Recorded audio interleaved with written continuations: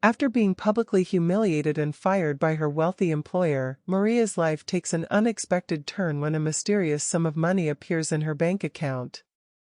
As she battles guilt, suspicion, and jealousy, Maria seizes the chance to rebuild her life, but at what cost? Secrets unfold in this gripping drama. Maria adjusted her uniform for the 10th time that evening, pulling at the stiff collar that felt too tight around her neck. The Collins mansion gleamed under the soft glow of chandeliers, a palace of wealth and privilege. It was a world she didn't belong to, but for tonight, she would serve in it, silently moving between the glittering guests, refilling glasses and clearing plates. She had been doing this job for years, but something about these high society gatherings always made her stomach churn. There was an unspoken rule here: she was invisible, just part of the scenery, meant to fade into the background while the wealthy flaunted their lives. Her mind wandered to her son, Lucas, who was at home with a fever. Every minute she wasn't by his side felt like an eternity, but the money from this job was crucial. She couldn't afford to lose it, not with the medical bills stacking up. Her tired hands, already worn from years of hard work, trembled slightly as she balanced a tray of champagne flutes. The room was alive with laughter and murmurs, guests dressed in shimmering fabrics, their jewels catching the light. Maria kept her head down, weaving through the clusters of people, careful not to disturb anyone. Her goal was simple: make it through the night, collect her pay, and get home to Lucas. She could do this. But in that moment of distraction, as she stepped around a corner, the heel of her worn-out shoe snagged on the plush carpet. The tray tipped in her hands, and before she could steady herself, a torrent of red wine cascaded down the silk gown of Mrs. Hampton, one of Mr. Collins' most influential guests. Time seemed to slow as the rich burgundy stain spread across the fabric like a wound. Gasps rippled through the room. Maria's heart stopped. "Oh my God!" Mrs. Hampton's voice cut through the air like glass shattering. She stared down at her ruined dress, a look of horror and disbelief on her face. The guests around her stepped back, eyes widening, some even whispering behind their champagne glasses. The entire room seemed to pause, the soft music in the background suddenly feeling too loud, too invasive. Maria stammered, her face flushing with shame. I'm so sorry, ma'am. It was an accident, Before she could finish, Mr. Collins appeared out of nowhere, his presence dark and imposing. His jaw was tight, and his eyes, normally so calculated, so controlled, were blazing with fury. "What the hell have you done?" he spat, glaring at Maria as if she had committed some unspeakable crime. "I'm sorry," she repeated, her voice barely a whisper now. "It was a mistake." "A mistake?" Mr. Collins cut her off, his voice rising, drawing the attention of more guests. "You've embarrassed me in front of my most important clients." He gestured wildly, his face growing redder by the second. "Do you have any idea how much that dress costs?" Maria stood frozen, gripping the empty tray, feeling the weight of every gaze on her.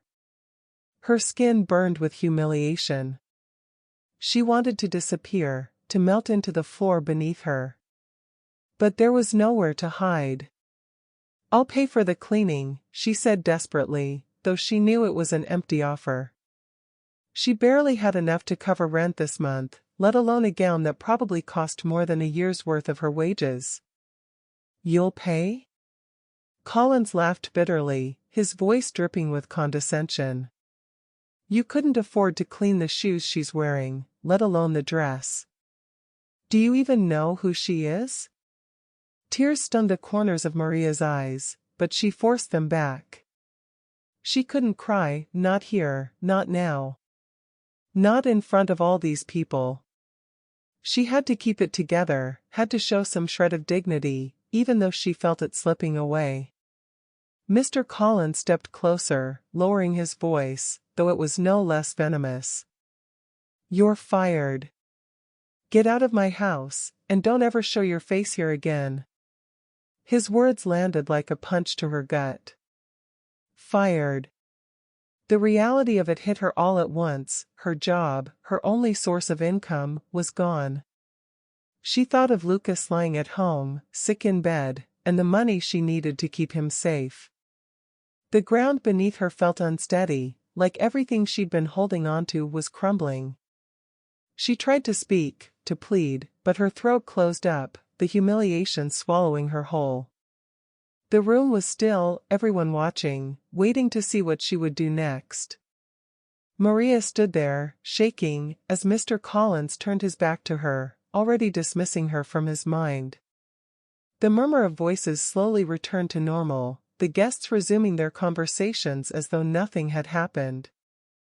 As though Maria was nothing. With trembling hands, she set the tray down on a nearby table and walked toward the door, her steps heavy, her heart even heavier.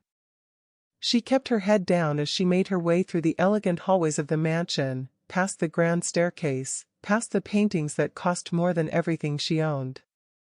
The life she had built, however modest, was slipping through her fingers, and there was nothing she could do to stop it. By the time she stepped outside into the cool night air, the tears she had been holding back finally spilled over. She hurried down the driveway, choking on sobs, her body shaking from the force of it. The mansion behind her was alive with light and laughter, but it felt like a world away, a world she had been kicked out of, discarded without a second thought. Maria reached her car, an old, beat-up sedan that had seen better days, and collapsed into the driver's seat. She gripped the steering wheel, her knuckles white, trying to catch her breath. But it felt impossible. The weight of what had just happened pressed down on her chest, making it hard to breathe. She stared at her phone, thinking of Lucas and the promise she had made to him that morning, "I'll be back soon, baby." But now, what could she offer him?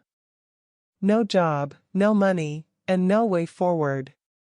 For a moment, she allowed herself to cry fully, to feel every ounce of the despair clawing at her. But then, as quickly as it came, she wiped the tears away. She couldn't break down, not completely. Lucas needed her to be strong. And if there was one thing Maria knew how to do, it was to keep moving, even when the world was falling apart around her. She started the car, the engine sputtering to life, and drove away from the mansion, away from the laughter, the luxury, the cruelty. Away from everything she had just lost. The days following Maria's firing were a blur of worry, exhaustion, and dread. The anxiety sat like a weight in her chest, heavy and unrelenting. She had spent most of the weekend scouring job listings, checking in with old employers, calling every cleaning service in town, nothing. There were no opportunities, and the bills wouldn't wait. The rent, the electricity, Lucas's medical appointments, it all loomed over her like a storm cloud she couldn't escape. Each night, she tucked Lucas into bed, watching him as he drifted into sleep, his small body tired from fighting the endless stream of colds and infections. His breathing was raspy, and his coughs kept her awake, pacing their cramped apartment. She tried to remain hopeful, but the future felt like it was closing in on her, suffocating. On Monday morning, Maria stood in line at the bank, her last $20 bill clutched tightly in her hand. She had wanted to withdraw the money, but they needed groceries, and she was out of options. The bright lights of the bank felt harsh against her tired eyes, and as she approached the ATM, she punched in her account number with the usual trepidation. It was a routine she'd grown accustomed to, checking her balance, hoping there was enough to scrape by, and feeling that familiar drop in her stomach when there wasn't. But today, something was different. She blinked, her breath catching as the screen displayed an amount she hadn't expected. She stared at the numbers, her heart racing. There, in her account, sat a balance so large it nearly made her dizzy. Her first instinct was that it had to be a mistake. It had to be. She hit the button to view her account details again, but the same number stared back at her, $250,000. Maria stood there for a long moment, frozen. Her mind whirled with 100 questions. Had someone made a mistake? Who could possibly have transferred that kind of money into her account? She didn't know anyone with that kind of wealth. Certainly, she didn't have any distant relatives who might have left her some massive inheritance. It didn't make sense. Her hands shook as she stepped away from the ATM, clutching her receipt. She felt people looking at her, but she ignored them. With her heart pounding in her chest, she made her way to the counter. It had to be a banking error. She couldn't be the owner of this kind of money. "Excuse me," she said to the teller, her voice barely audible. "I think there's been a mistake with my account. I just saw, well, there's a lot of money in there, and I don't think it's mine." The teller, a young woman with a professional smile, glanced at the screen, typing a few things into her computer. She hummed softly as she checked the account, her eyebrows rising slightly. "No, ma'am. The deposit is correct. It was made 3 days ago." 3 days ago? Maria's head spun. That was the day after she had been fired from Mr. Collins' party. "Yes, it's a legitimate transfer," the teller confirmed, looking slightly amused by Maria's shock. "There are no holds or errors." "But, who made the transfer?" Maria asked, her voice strained. "I'm sorry, I can't give you that information," the teller replied politely. "But it looks like it's all in order." Maria walked out of the bank, the cool air hitting her like a slap. She felt like she was walking in a daze, her mind trying to process the surreal situation. The money was real. It was hers, and no one was coming to take it back, at least not yet. As soon as she got home, Maria sat at her kitchen table, staring at her phone, at the online banking screen. The numbers were real. The money was real. She could pay for Lucas's treatments, proper treatments, not just the bare minimum she had been able to afford for years. She could pay off the rent that had been lingering like a noose around her neck, the credit card debt that kept her awake at night. The constant, gnawing fear of financial ruin could finally ease. But even as the relief swept over her, another feeling gnawed at the back of her mind. Why had this money been deposited? And by whom? It couldn't have been a gift, no one knew her well enough to give her such a thing. The thought crossed her mind that maybe it was from Mr. Collins. It seemed impossible. He had fired her, humiliated her in front of his entire circle of friends, treated her like she was beneath him. But was this his twisted way of making amends? It didn't feel like a coincidence that the money appeared the day after she lost her job. Maybe his guilt had gotten the better of him. Or maybe someone at the party had seen what had happened and taken pity on her. None of it made sense, but the fact remained, the money was hers to use. She looked at Lucas, who was sitting quietly on the couch, his pale face brightening as he played with his favorite toy car. With a shaky breath, Maria made the decision. She couldn't wait for answers, Lucas needed the care now. She opened her phone and called the clinic to schedule the treatments he had needed for months. She used the rest to pay off the overdue rent, then transferred a chunk to clear her credit card.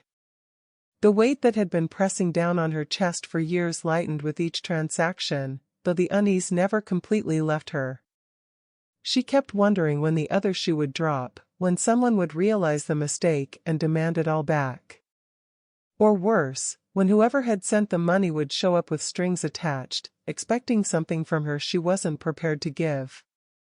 That night, after Lucas had gone to bed, Maria sat at her kitchen table, a cup of tea growing cold in her hands. She stared at the walls of her apartment, walls that suddenly didn't feel as confining as they once had. She should have felt nothing but relief. But instead, she felt like she was living on borrowed time, like this new life, this money, could be snatched away just as quickly as it had appeared. It was a Tuesday afternoon when Maria spotted Mr. Collins in the grocery store, of all places. She was pushing her cart through the cereal aisle, trying to focus on the list she'd scribbled on the back of a receipt. Shopping was a luxury she could now afford without flinching, though the strangeness of her situation still lingered at the edges of her mind. As she debated whether to splurge on Lucas's favorite brand, she saw him. At first, Maria didn't recognize him. The man who had publicly humiliated her only weeks before now looked nothing like the towering figure she remembered.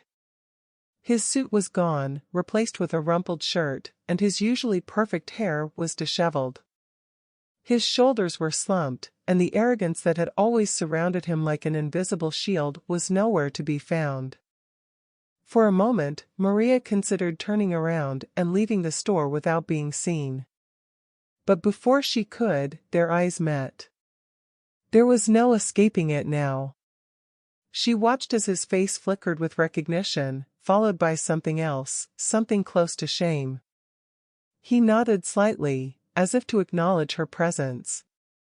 It was the smallest of gestures, but it carried a weight Maria wasn't ready for.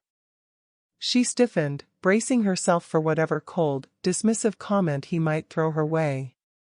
But he surprised her. Collins cleared his throat and took a step forward, his hands awkwardly shoved into his pockets. "Maria," he said, his voice low.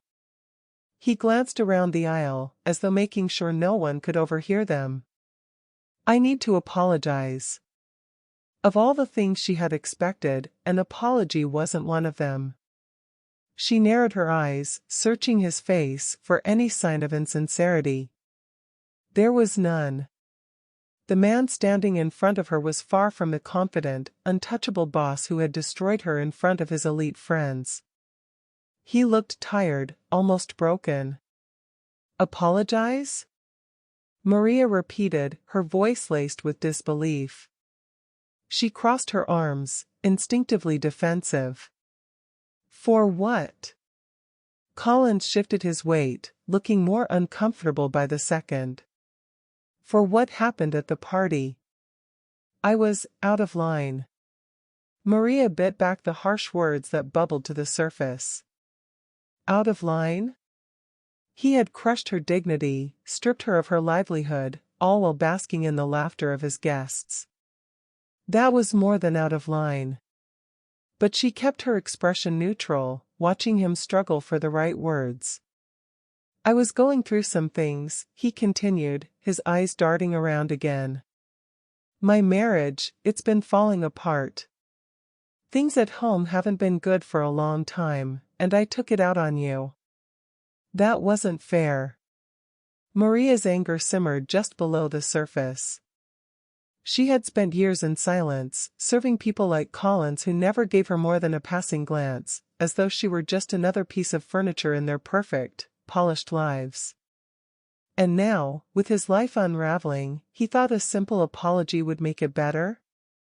"I see," she said slowly, her voice steady. "So, because you were having a bad day, you decided to humiliate me in front of all your friends?" Collins winced, and for the first time Maria saw a flicker of genuine remorse in his eyes. "I'm not excusing it," he said. I've been under a lot of pressure. I handled it poorly." Maria wasn't sure whether to laugh or cry. Here he was, a man who had everything, money, power, connections, and he still managed to crumble under the weight of his own problems. Meanwhile, she had spent her entire life fighting for scraps, and no one had ever given her an apology for the way the world treated her. "And you think an apology fixes that?" she asked, her voice sharp now. "No," he admitted. "It doesn't. But I wanted you to know that I'm sorry." He didn't say anything about the money, but the way he looked at her, a quick glance at her cart, the nicer clothes she now wore, made her wonder if he knew. Maybe it was guilt. Maybe he had sent the money anonymously, a way to clear his conscience without facing the consequences head-on. The thought made her feel sick. She didn't want his pity. She wanted her dignity back, the thing he had stolen from her in front of all those people. Colin stood there for a moment longer, clearly unsure of what else to say.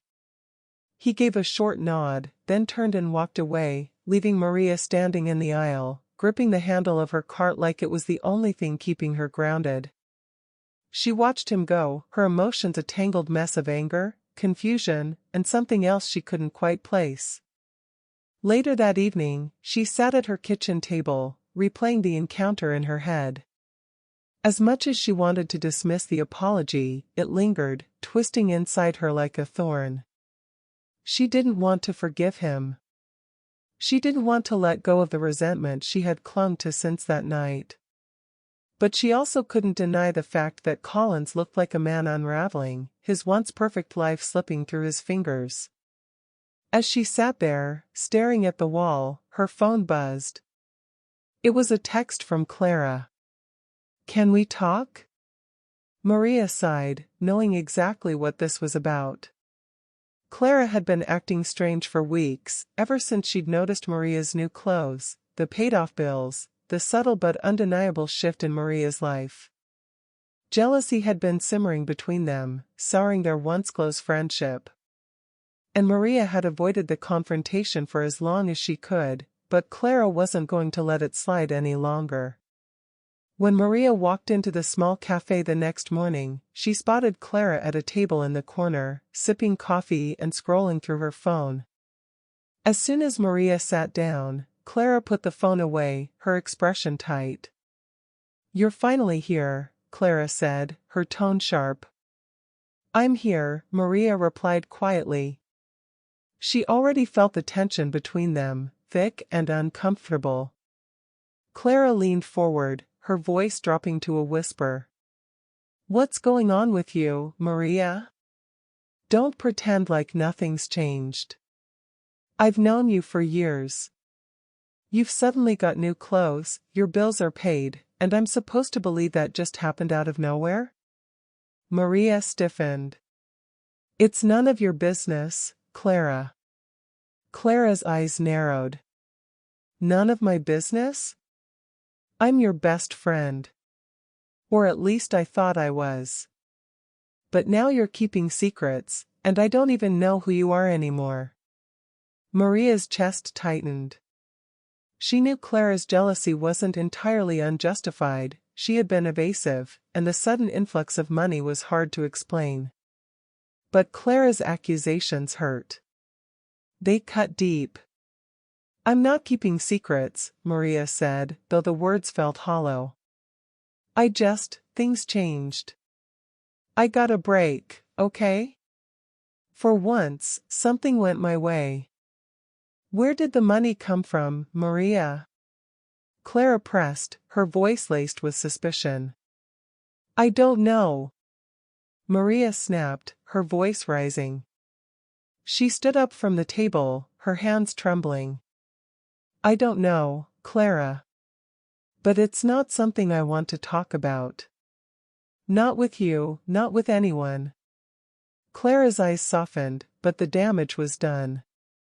Maria walked out of the cafe, her heart heavy, knowing that her friendship with Clara would never be the same again. The change started with whispers. At first, it was subtle, a few side glances at the grocery store, a pause in conversation when Maria walked into the laundromat. But soon, the gossip spread like wildfire through her tight-knit neighborhood. Maria, the cleaning woman with nothing but bills to her name, suddenly wasn't struggling anymore. She didn't flaunt it, that wasn't her style. But people noticed. The overdue rent was mysteriously paid off, her clothes were a little nicer, Lucas started showing up to school with new sneakers and a backpack that didn't look like it had survived 3 older siblings. In a place where everyone knew everyone's business, it was only a matter of time before curiosity turned to suspicion. One day, Mrs. Alvarez, the neighbor who'd always nodded politely in passing, stopped her as Maria was unloading groceries from the car. Morning, Maria, she began, her voice sugary sweet but laced with something else, something sharper. I see things are going well for you these days. Maria tensed, feeling the question buried under the small talk. We're doing okay, she answered, keeping her tone light. She hoped the conversation would end there, but Mrs. Alvarez's eyes lingered on her, full of curiosity she couldn't hide. I was just saying to Linda the other day, Mrs. Alvarez continued, pretending to adjust her gardening gloves, it's such a blessing when life turns around for someone. I mean, with Lucas's medical issues and all. Well, it just made us wonder. You know, if maybe someone helped you out. There it was. The insinuation. Maria smiled tightly. I've been lucky, she said, turning back to the trunk. Thanks for asking. But the damage was done. By the time Maria had closed the door, she could feel the weight of the neighborhood's scrutiny settling on her like a heavy fog. It was a strange thing, this new life, freed from financial worry. She should have felt relieved, happy even. But now, people were looking at her differently. Friends she'd known for years, people who had once shared smiles and small talk, now eyed her with doubt. The rumors morphed quickly. Maybe she'd met a rich man, someone paying for her silence. Maybe she'd found a way to scam her way into money. After all, how could someone like Maria, a woman who scrubbed other people's toilets for a living, suddenly be free from financial trouble? The worst of it came when Sophia called. Maria had been expecting it, dreading it, really. Her older sister had never been one to stay away when there was drama brewing, especially not if it involved money. They hadn't spoken in nearly a year, not since the last argument over their mother's estate. Sophia had always been the favored one, the one who had it all together. She was older by only 2 years, but she acted as though she carried the wisdom of a woman twice her age.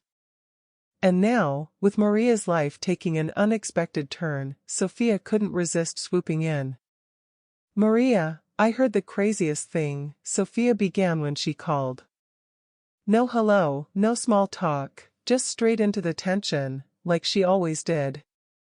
People are saying you've come into money? What's going on? Maria sighed, gripping the phone tightly. It's nothing like that, Sophia. I've just been able to get some things sorted out. Sorted out? Sophia's tone dripped with skepticism. You mean to tell me you, who couldn't even pay your rent 2 months ago, suddenly has money for medical bills and God knows what else? Where's it coming from? I'm not having this conversation with you, Maria said, trying to keep her voice calm. It's none of your business. Oh, it's my business when I hear my little sisters playing some kind of game, Sophia shot back. Don't lie to me, Maria. Are you hiding something? Did you find some rich guy to take care of you? There it was. The same insinuation. The same judgment, only more direct this time. I'm not hiding anything, Maria snapped, her frustration bubbling over. For once in my life, I caught a break, and you can't stand it, can you? You've always had to be the one on top. God forbid something good happens to me. That's not fair, and you know it, Sophia's voice turned cold. I'm just looking out for you. I don't want you getting yourself into something you can't handle. I'm fine, Maria said through gritted teeth. Lucas and I are fine. Sophia let out a long, dramatic sigh. You're so stubborn. You know, if you were in trouble, you could come to me. Instead, you're acting like you've got everything figured out. I don't need anything from you, Sophia, Maria said, feeling the knot in her stomach tighten. We're doing better than we have in years, and I'm not going to apologize for that. Sophia's silence on the other end of the line spoke volumes. She wasn't used to Maria standing her ground, and she didn't like it. "Fine," Sophia said finally, her voice icy. "But don't come crying to me when this blows up in your face. We both know you're not cut out for handling something like this." And with that, she hung up, leaving Maria sitting at the kitchen table, her hand still gripping the phone. The knot in her stomach twisted tighter, the weight of her sister's words pressing down on her. No matter how much she had tried to build her own life, to stand on her own feet, Sophia always found a way to make her feel small. Maria stared out the window at the darkening sky, feeling a mix of anger and sadness. She had fought so hard for so long, and now, when she should have been able to finally breathe, it felt like the world was closing in on her again. Her friends didn't trust her, her neighbors whispered behind her back, and her own sister was convinced she had done something wrong. The next morning, as she walked Lucas to school, Maria noticed the familiar sidelong glances from the other parents. It felt like she was on display, like everyone was waiting for her to slip up, to reveal the secret they all assumed she was hiding. By the time she returned home, the tension in her chest had become unbearable. She sat on the edge of her bed, running her hands through her hair, trying to find some clarity in the chaos. The money had brought her some relief, sure, but it had also brought with it a whole new set of problems she hadn't expected. She had thought the hardest part was behind her, but now, surrounded by suspicion and jealousy, Maria began to wonder if the money had truly made her life better, or if it had simply given people another reason to tear her down. All she had wanted was a chance to breathe. Now, she felt like she was drowning all over again. Maria sat in the stillness of her bedroom, staring at the chipped paint on the wall. The soft hum of Lucas's cartoons played in the background, his laughter occasionally breaking through the noise in her mind. It had been weeks since the conversations with Clara, since Sophia's call, and the weight of the neighborhood's whispers pressed on her like a second skin she couldn't shed. She had tried to make peace with it all, to move through her days with her head held high, but every glance, every subtle shift in conversation when she entered a room, only reminded her of how small her world had become. The money was supposed to make things easier, but in so many ways, it had only made things harder. She had lost the sense of home, the place she'd always known, and the few connections that had once given her some measure of comfort were fraying at the edges. Maria looked at Lucas, his small body sprawled out on the floor as he played with his toy trucks. He deserved more than this, the cold stares, the judgmental whispers, the burden of a mother who was barely holding on to the threads of her own sanity. She stood, the decision forming in her heart before it fully materialized in her mind. She couldn't stay here anymore. They couldn't stay. It wasn't just about the money or the gossip. It was about freedom. Freedom to start over, to breathe again, to raise Lucas in a place where their past didn't follow them around like a shadow. That night, after Lucas had fallen asleep, Maria opened her laptop.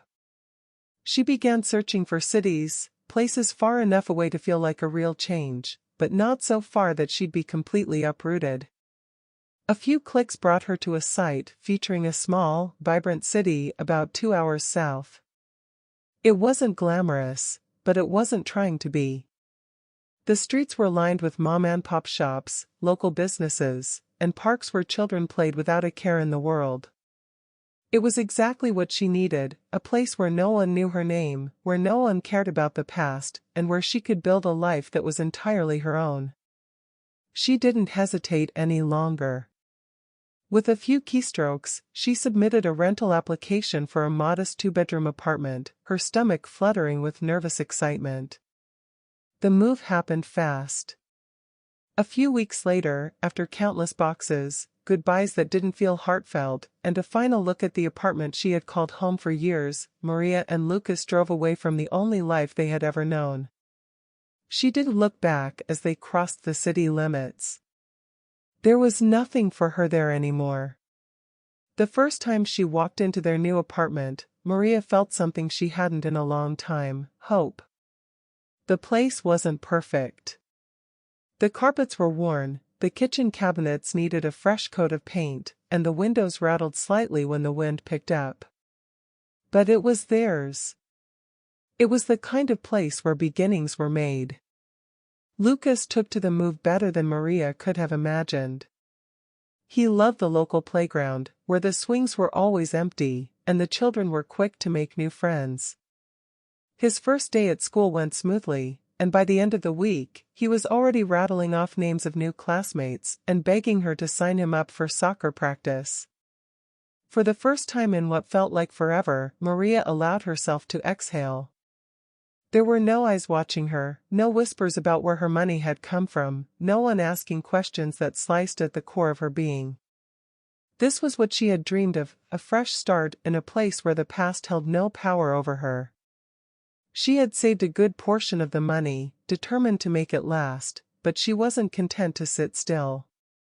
Maria wanted to build something, to take all of the pain and struggle she had endured and turn it into something useful, something that could help people. The idea had been swirling in the back of her mind for weeks, a business, but not just any business. She wanted to create a company that advocated for workers like herself, people who had been pushed aside, mistreated, or discarded by those in power. With the rent paid for the next few months and a little cushion in her savings, she began laying the groundwork. She reached out to local lawyers, researched worker rights advocacy, and started planning a service that would provide resources, support, and guidance to people who were lost in the same way she had been. It was terrifying, but it was also exhilarating. For the first time in her life, she wasn't just surviving. She was building something with purpose. The new city had its challenges, of course. There were moments of doubt, when the quiet of the apartment at night reminded her that she was starting from scratch, that nothing was guaranteed. But there was also peace in that quiet, in knowing that she had left the toxicity of her old life behind. No more judgmental glances, no more strained friendships, no more suffocating gossip. As the weeks turned into months, Maria's life settled into a rhythm. She got Lucas into the best care she could find, his health improving with the right treatments and a steady environment. She found a local coffee shop where she spent mornings answering emails and meeting with potential clients for her new venture. She even started to meet people, make friends, the kind of friends who didn't ask prying questions about her past, who just accepted her for who she was now. The neighborhood was alive with possibility. Families walked the streets in the early evening, stopping by local ice cream shops, waving at one another like they'd known each other for years.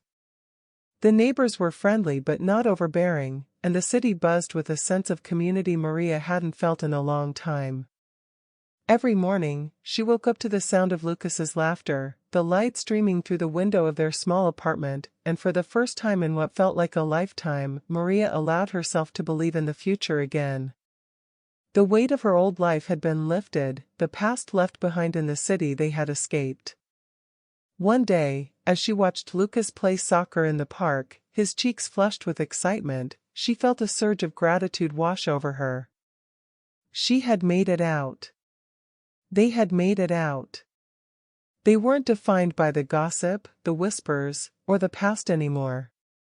Here, in this new city, with the fresh air in her lungs and the sound of her son's laughter in her ears, Maria knew they were finally free.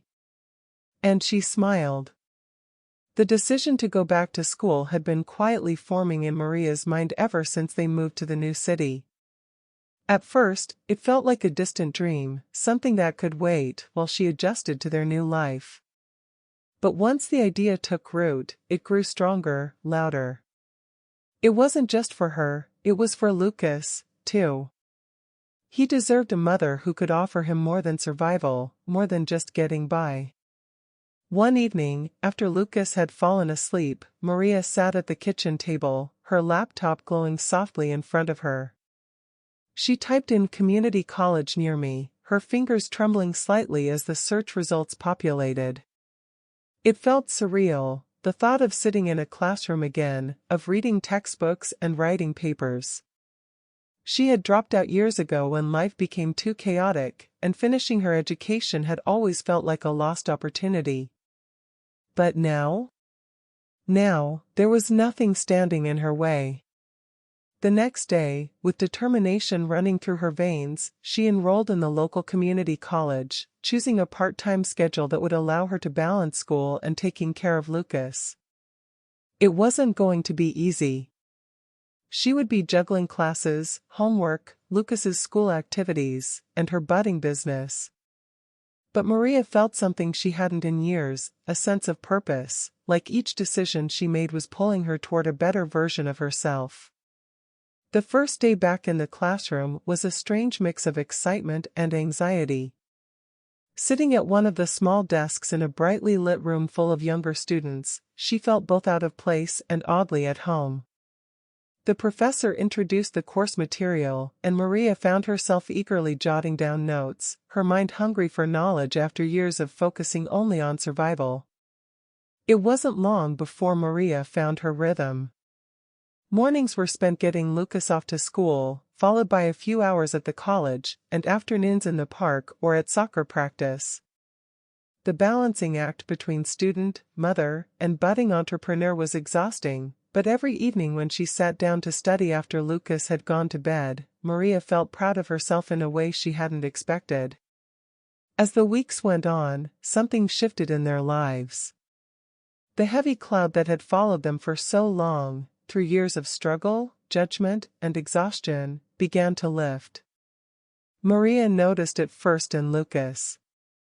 His laughter came more easily now, his once pale cheeks now flushed with the warmth of sunshine and good health.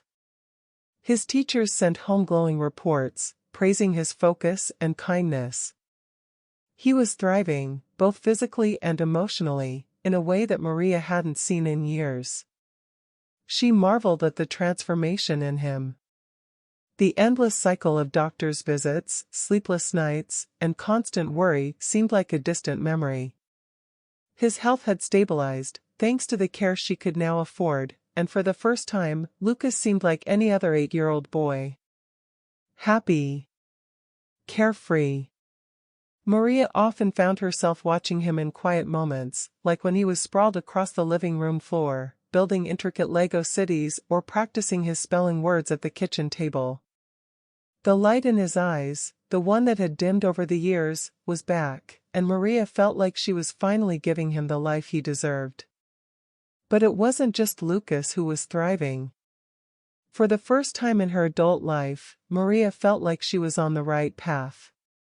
Her classes challenged her in the best way, reigniting the part of her that had always loved learning, that had once dreamed of something bigger. She tackled essays with the same tenacity she had once applied to scrubbing floors, pouring her heart into every assignment. And it wasn't just school. Her new business, which had started as a vague idea, was beginning to take shape. She had officially launched her service for workers seeking justice, offering support, resources, and guidance for those who had been mistreated. The work was fulfilling in a way Maria had never expected. Each time she helped someone navigate an unjust firing or stood beside them as they fought for their rights, she felt a small piece of her own past healing. She wasn't just helping others, she was reclaiming her own dignity. The community she had found in the new city was also a revelation. It wasn't like the cold, judgmental stares of her old neighborhood, where everyone gossiped behind closed doors. Here, people were warm, open, eager to connect. She quickly found herself surrounded by a group of supportive friends, other mothers she met at school functions, neighbors who waved from across the street, and even fellow students who shared study sessions at the local coffee shop. It felt like the life she had always imagined, one where she wasn't constantly looking over her shoulder, worrying about the next crisis. She could simply exist, breathe, and even laugh, without the heavy burden of judgment weighing her down. One Saturday, as the leaves turned golden in the early autumn sun, Maria sat on a park bench, watching Lucas chase after a soccer ball with a group of his friends. His laughter echoed through the crisp air, carefree and full of joy. Maria sipped her coffee, a smile tugging at the corners of her lips. She had never imagined life could feel this good. Not after everything they had been through. The bond between her and Lucas had deepened in ways she hadn't anticipated. Their life was still busy, sometimes chaotic, but there was space now for moments of peace, for conversations that weren't tinged with worry or exhaustion. They spent weekends exploring their new city, finding favorite ice cream shops and hidden hiking trails. Lucas, with his bright eyes and endless curiosity, loved asking her questions about everything, about school, about the business, about the stars above them as they lay on a blanket in the park at night. "You're doing great, Mom," Lucas said one evening as they walked home from soccer practice, his hand swinging in hers. Maria looked down at him, her heart swelling. "I'm trying," she said softly, squeezing his hand. "You don't have to try so hard," he said matter-of-factly. "You're already great." His words settled in her chest, a warmth that she hadn't known she needed. It was simple, just a child's observation, but to Maria, it was everything. She had spent so long trying to be more, trying to do better, to fight for a life that wasn't weighed down by hardship. The first time Maria walked into her small office, just a single room with an old desk, second-hand chairs, and a printer that groaned when it was asked to do anything, it felt like stepping into a new world. It wasn't much, but it was hers. After all the years of working other people's jobs, cleaning their floors, and being dismissed without a second thought, Maria had finally built something of her own. The name of her business, Worker's Voice, was proudly displayed on the door. It wasn't just a business, though, it was a promise. A promise to the people who, like her, had been wronged, mistreated, and silenced by employers who saw them as disposable. Maria wanted to give them a chance to stand up for themselves, to fight back in a system that had always felt rigged against them. It had started small, as most things do. A few calls here and there from people in the community who had heard about her through word of mouth. People came in with stories that echoed her own: long hours, unfair treatment, dismissals that came without warning or reason. It was familiar territory for Maria, and she quickly realized how much power there was in simply listening, in offering guidance and compassion. At first, she spent hours at her desk, poring over employment laws, connecting with lawyers, and learning everything she could about how to advocate for workers' rights. The more she learned, the more confident she became. What started as informal advice soon turned into a full-fledged consulting service. Workers from all over the city began reaching out, asking for help navigating wrongful termination, wage disputes, and unsafe working conditions. Maria's business wasn't just growing, it was becoming something bigger than she had ever imagined. The stories she heard from her clients weren't just about lost wages or unfair firings, they were about dignity, respect, and the basic human need to be treated fairly. Maria had lived through it herself, and now, she was standing on the other side, offering a lifeline to those who were drowning in the same waters she had once been trapped in. Her client list grew steadily, and soon enough, Maria was forced to expand. She hired a small staff, just a couple of assistants to help with the paperwork and a lawyer on retainer to handle the legal intricacies.